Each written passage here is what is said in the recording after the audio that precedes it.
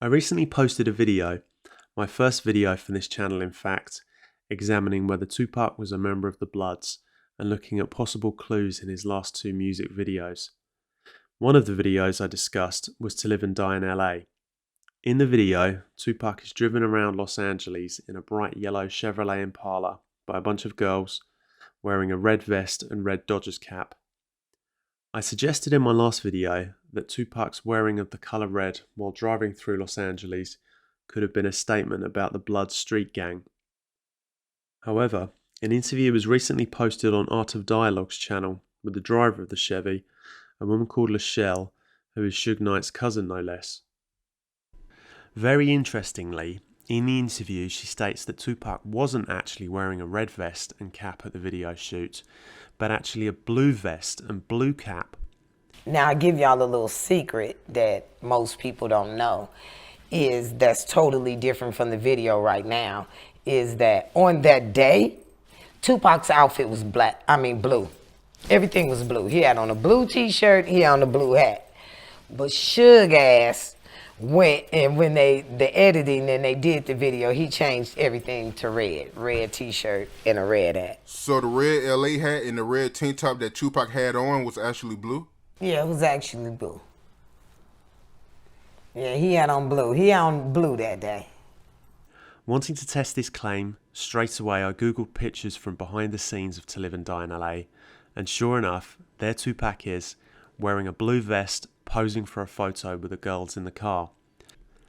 His bald head is glinting in the sun, and sadly there is no cap in sight. The shell goes on to say that Suge Knight made the decision, after Tupac passed away, to demand the colour of Pac's vest and cap were changed from blue to red in post-production, another advert for the Bloods, and also probably so Pac was no longer wearing the colours of the gang who had just killed him. So the reason the colour of the clothing was changed is clear enough, but why was Pac wearing blue in the first place? Well, in my original video, I stated that I don't believe Pac was actually a member of the Bloods, rather that he enjoyed wearing the colours and using the symbolism of the gang with whom his record label was affiliated with. This was likely because of the respect and fear that this afforded him, while not having to take the definitive step of actually joining the gang. I believe the revelation that Tupac was actually wearing the colour blue that day supports my theory that he wasn't an official Blood.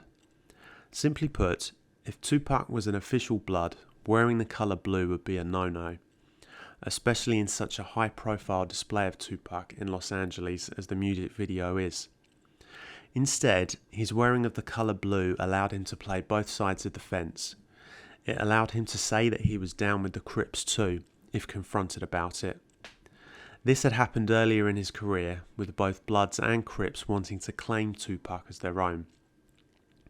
If he wanted to play the fence, wearing the colour blue could also have balanced out the many Blood references in the video.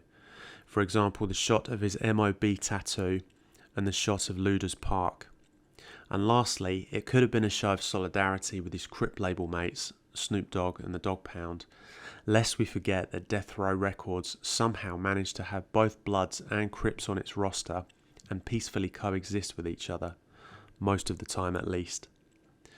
So there you have it, just a short one today, but in my opinion an important point to clarify in understanding Tupac's complex relationship with LA gangs, and further evidence for my argument that Tupac wasn't an official Blood.